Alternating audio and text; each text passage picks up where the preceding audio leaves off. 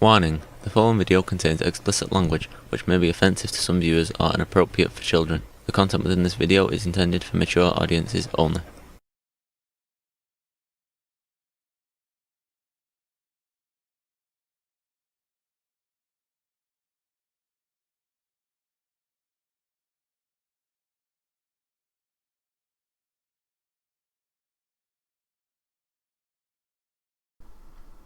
Hello and welcome to this video.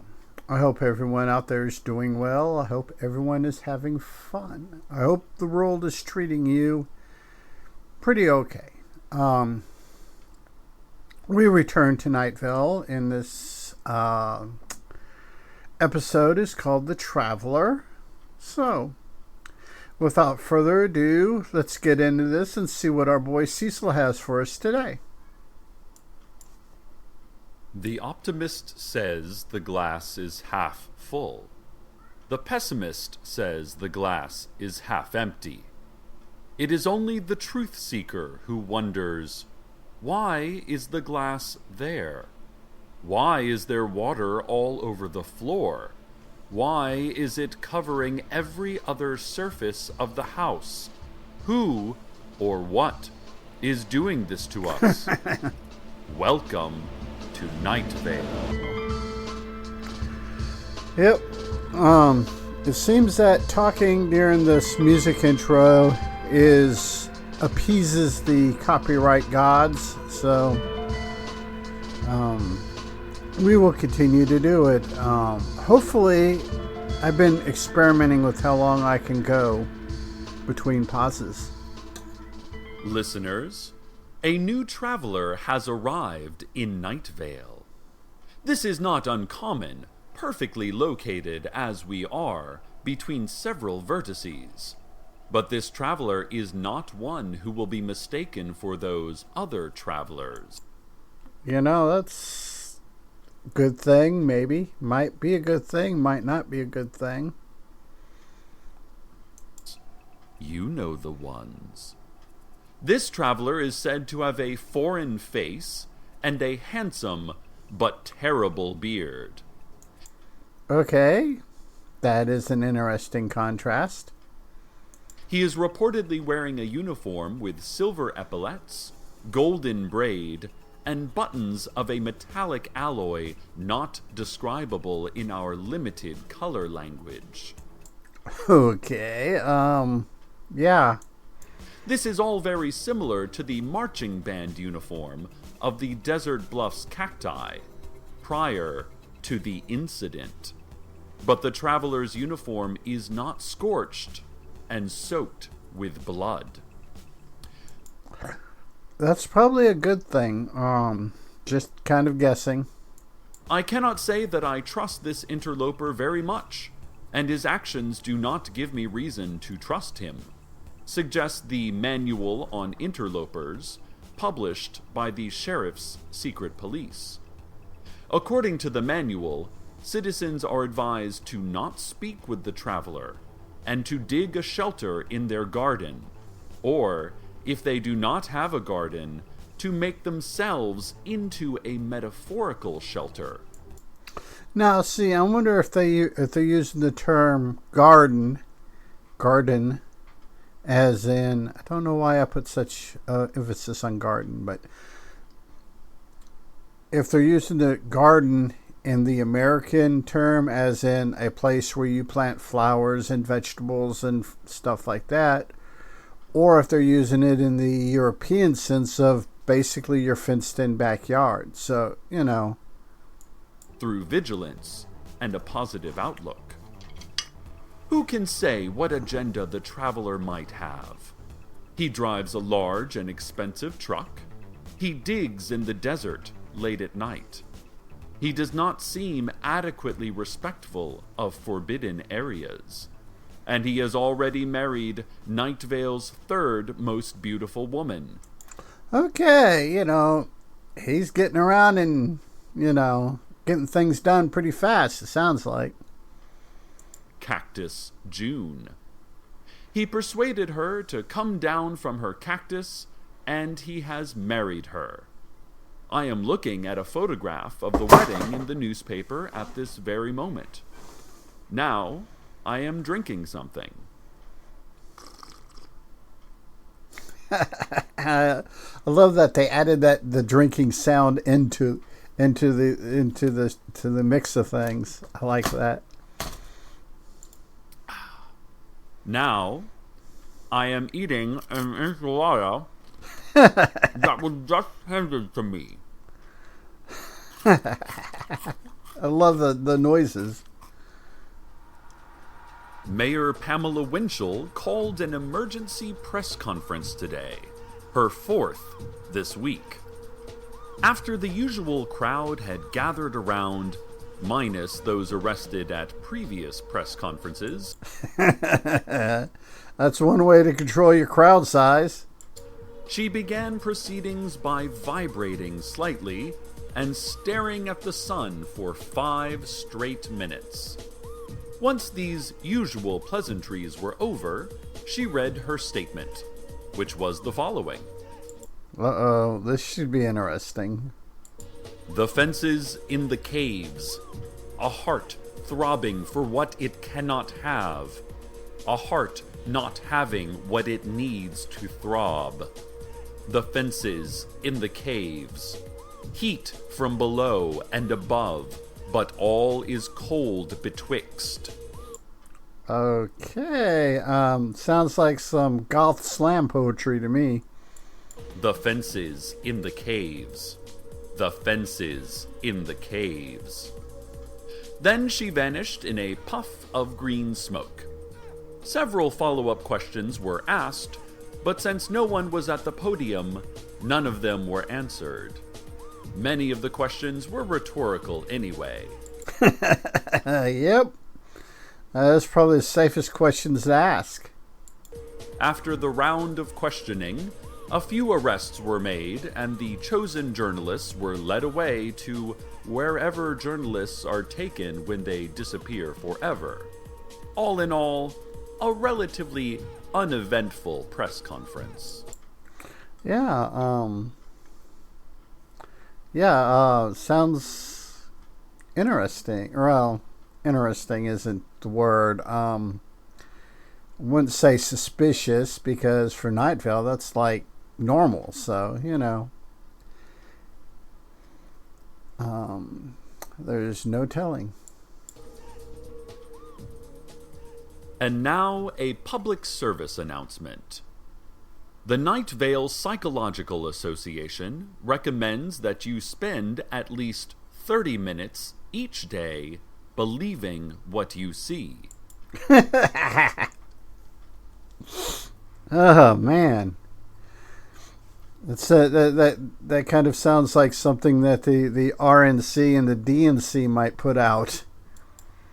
The NVPA cited a study showing that more than 60% of all working citizens live in a self-created dome of obstinance, distraction, and surreal fantasy. When confronted with actual things outside of their own understanding, referred to by the psychologists as real life, most test subjects closed their eyes and pretended there was a spider or something on the ground.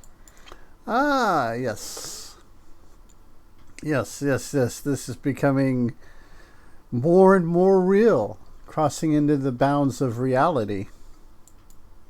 The study does warn that trusting your own eyes can lead to some dangers.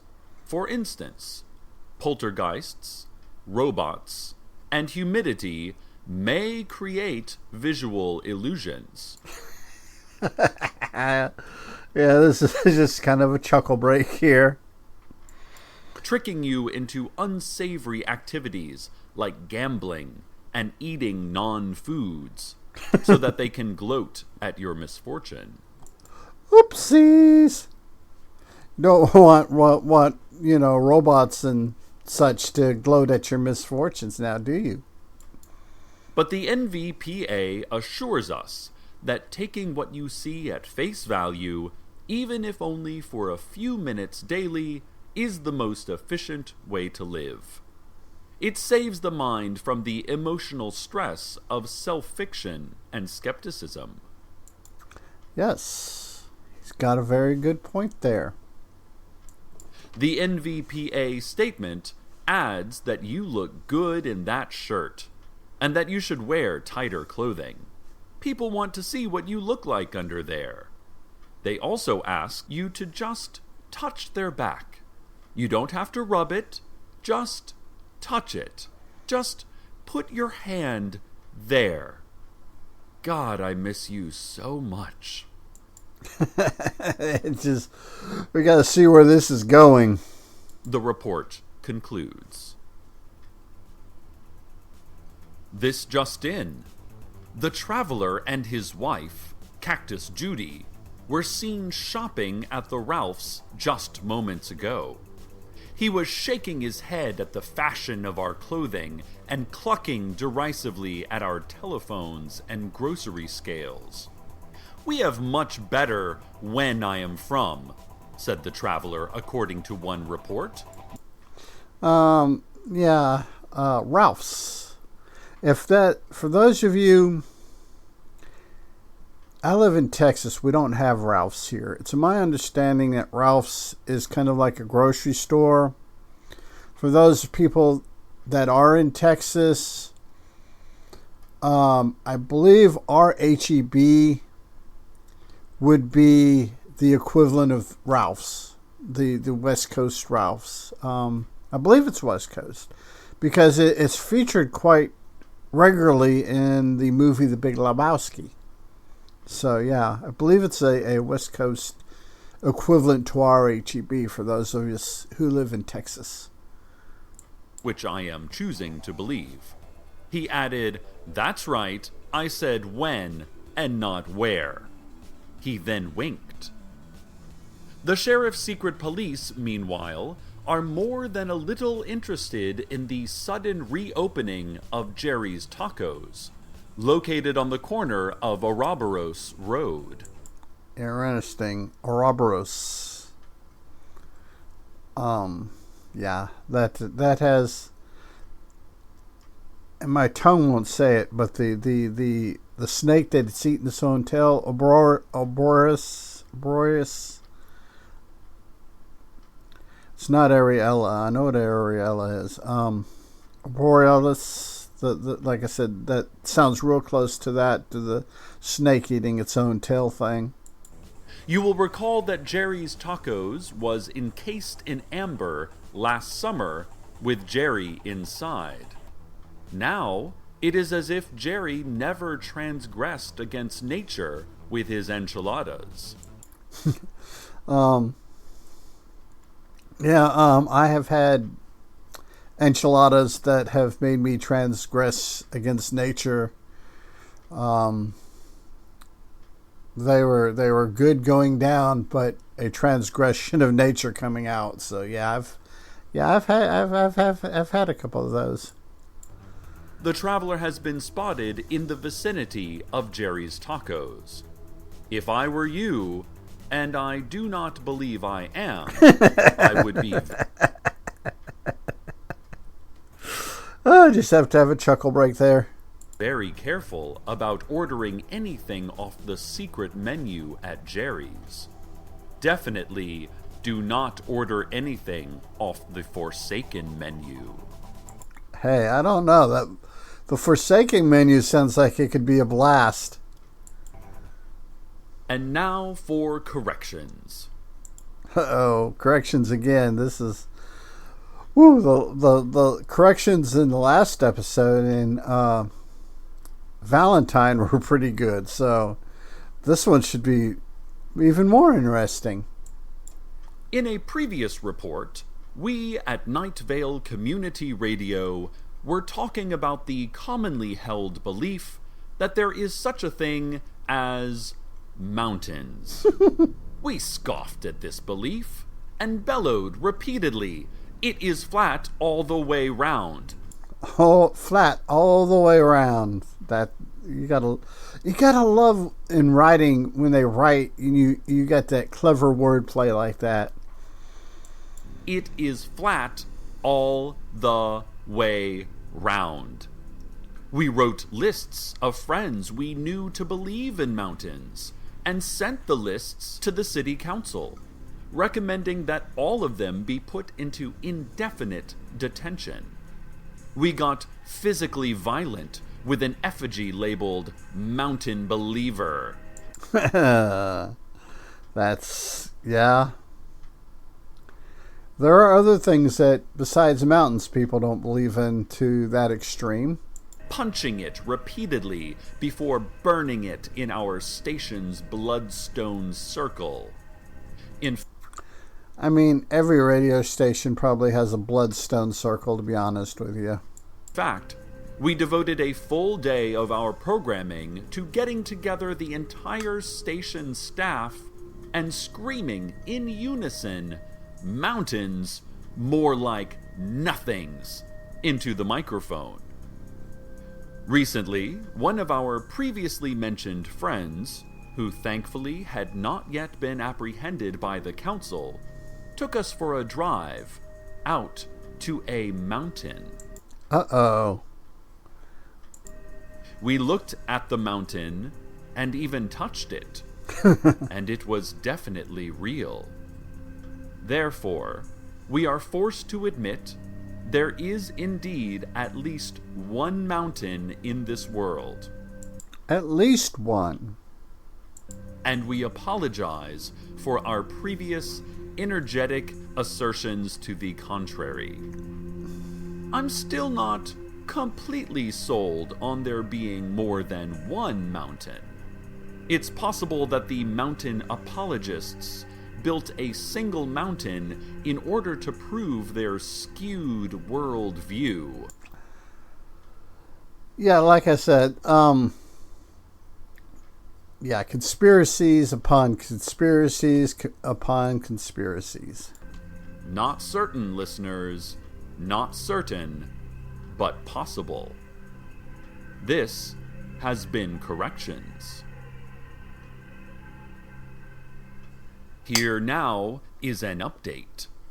We're getting reports that the traveler was just seen standing on the tailgate of his truck and addressing a small crowd of curious people. Uh-oh. This could be really, really bad. I have traveled here from the future. I have saved Night Vale from destruction, and I will save it again, the traveler reportedly said to the crowd.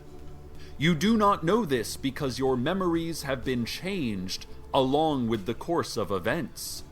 Now that I have altered the past, I cannot return to my own time. I am staying here. I will show you the way. Yeah. Sounds very, very legit to me. I hope you enjoy my enchiladas. The sheriff's secret police said they can bring no charges against the traveler, as Night Vale recently voted to decriminalize time travel. Yeah, most other places in the country, time travel is still a criminal offense. So, it's good that they have these progressive ideas on time travel. Just what did the traveler mean when he said he saved our town? How will he save it again? We have always trusted in the unknowable purposes of the hooded figures. Can we afford to abandon what we presume is their wisdom and follow this new prophet of tomorrow? Ba-ba-ba-bum. And now a paid editorial sponsored by Yelp.com. All right, a in-universe commercial. I don't think we had one last episode.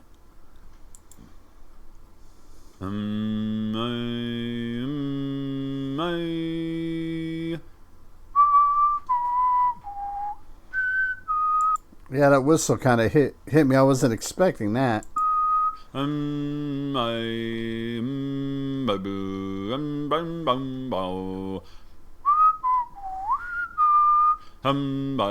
Humbo.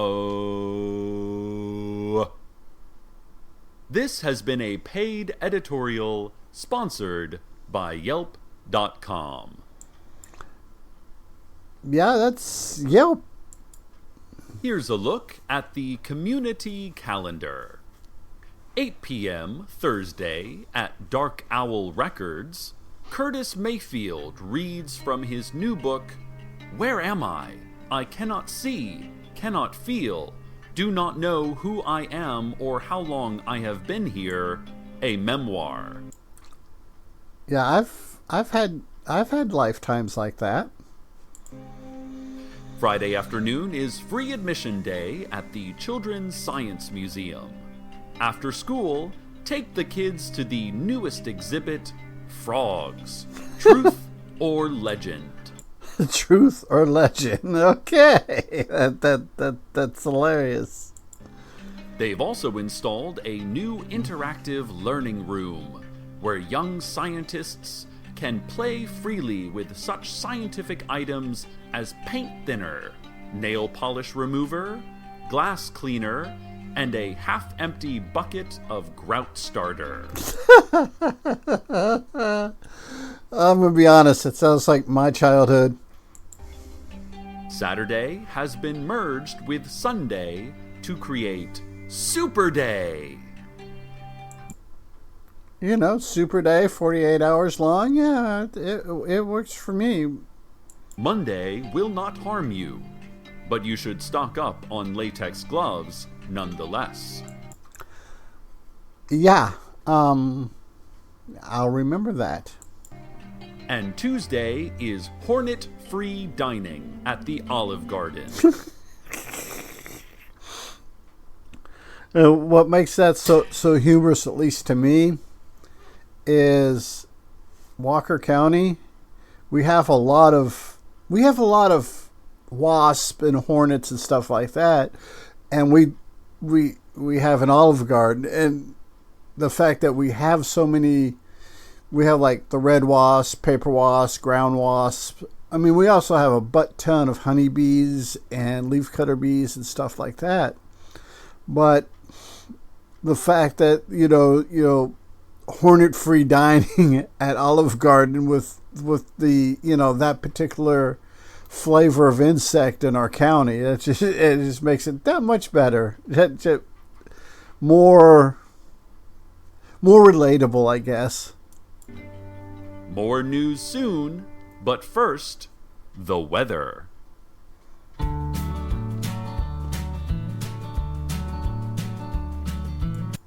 Okay, we will pause here and come back after the weather, and finish out, see what Cecil has to finish the day out for us.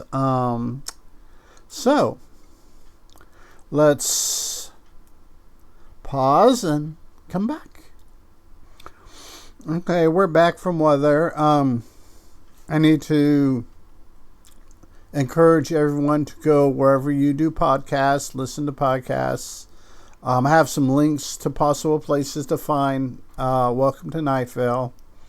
Listen to it without my commentary and listen to the weather. Like I said, there are some really good groups, some really good songs, some really hilarious songs. And a lot of them are on like Bandcamp and stuff like that, so go check them out. And if you find somebody you like, show them some love. But now it's time to get back in to see what Cecil has for us. Ladies and gentlemen, and those of you not clearly falling into either category, it is my ambivalent duty to report that the traveler is suddenly gone. Uh-oh. That may or may not be a good thing. His photograph has disappeared from the front page of the newspaper. His truck is missing.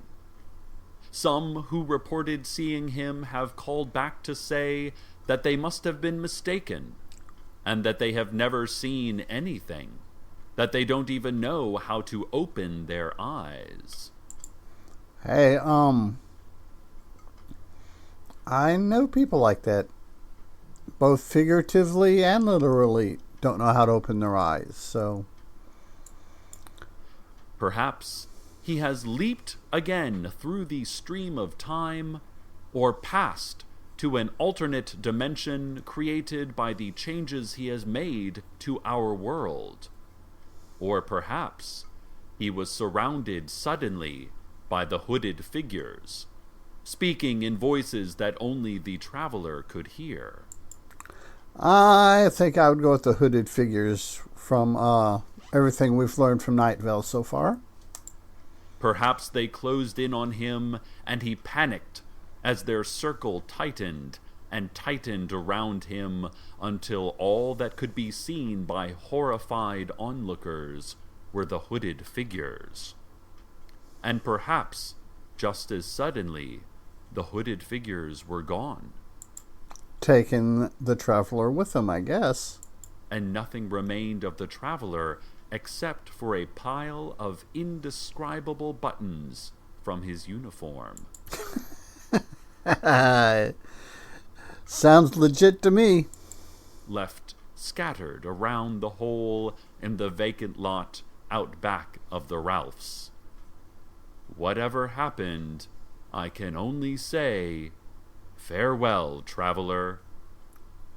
In other news, Jerry's Tacos, now and forever, shall be under the management of the hooded figures. Hey, that's one way for the city to get revenue, I guess.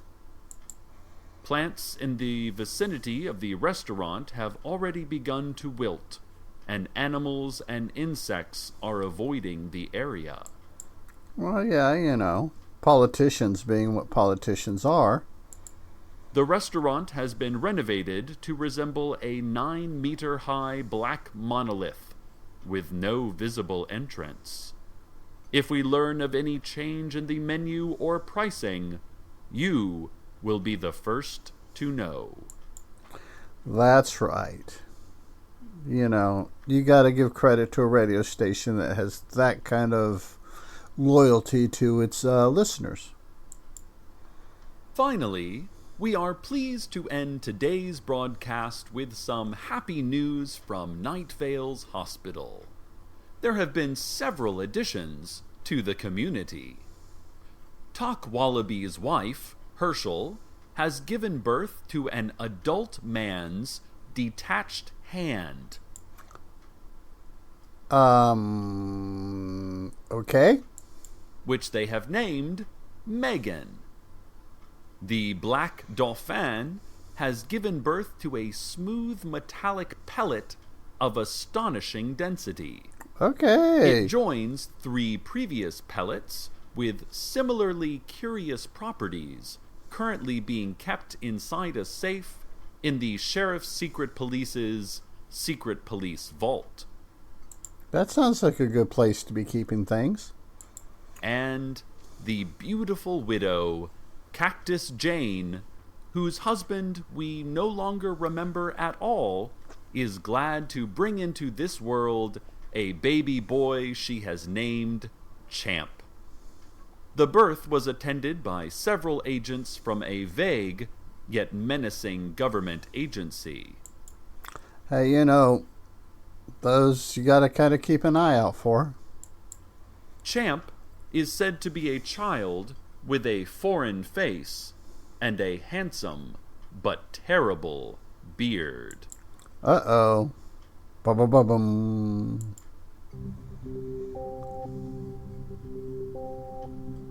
Well, listeners, this has been another day, another night, another bit of time in this bit of space.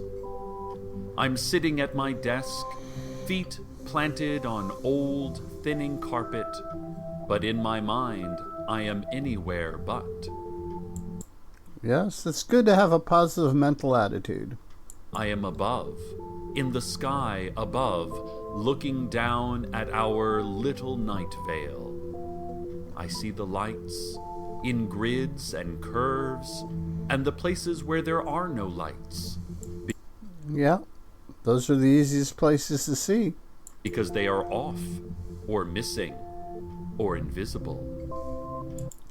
Everyone needs at least one invisible light, to be honest with you. I see roads with cars, and the cars have people in them, and the people are traveling through the dark in the comfort and light of the cars, and I see all of this from above. I see where the town gives way gradually to the desert, the last few lights from the last few homesteads, like stray sparks from a campfire. It's actually kind of poetic, that, his description, to be honest with you. Tossed out into the absolute black of the scrublands and the sand wastes. I see the orbit of citizen around citizen. All these ordinary Night Valians about their ordinary lives in this singular, extraordinary place we call home. Moving higher into the cold, thin air of the upper atmosphere, I see below me the crisscrossed lines of... I'm waiting for this to go, kind of crazy at any moment here. contrails and chemtrails, the signature of air machines that have long since moved on, the footprint of our civilization upon the night sky. And looking up, I see only the stars and the void, all a little closer than they were before, all still so unreachably distant. I have something of urgent importance to tell you, but I will tell it to you later. Yeah, don't know why you can't tell now, but, it's probably a good plot point for a future episode. We never know. Or I will tell it to you not at all. Certainly, I will not tell it to you now. Now, I merely look, from the vantage point of my own imagination, down at a town busy with its own existence. You know what? I like that. I might have to steal that. Being busy with your own existence. Yeah, I might have to steal that line.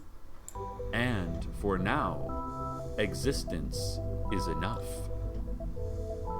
Stay tuned next for an exact word-for-word repeat of this broadcast that will seem to you imperceptibly but unshakably different, although you will never be able to explain why.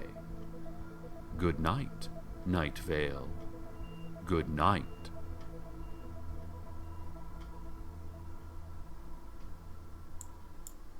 All right. That finishes this episode of Welcome to Nightville, episode 18, The Traveler. Next weekend is a two-parter. It's called The Sandstorm. I don't know if I'm going to do 2 videos on like Saturday, then 1 video on Sunday, or if I'm just going to leave, part 1 on Saturday and part 2 on Sunday. I'm not sure yet. Not sure exactly how I want to do that, but I'll figure it out between here and there. So until next time, everybody, be a good human, be good to other humans. Peace. Hey, it's 10 p.m. Do you know where your children are?